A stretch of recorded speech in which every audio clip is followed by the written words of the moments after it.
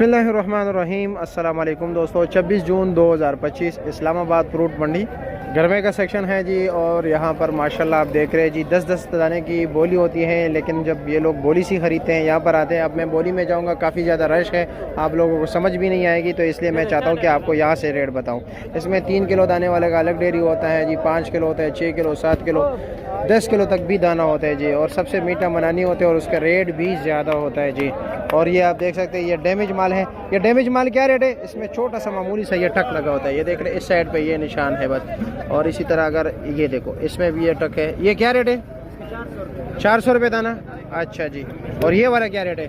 ये 750 750 रुपये का दाना। साबित सही। ये दाने चंडी अच्छा, एक दाना। अच्छा, बिल्कुल स्पेशल। अच्छा जी। और ये क्या रेट है जी? ये वाला हाँ 400, 480,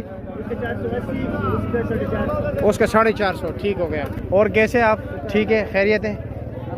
अस्सलाम वालेकुम। डेरा मुदा पसो। और खैरियत, क्या रेट है इसका? ये 650 रुपये का मनानी। और ये जर्दा 480 रुपये। 480 रुपया।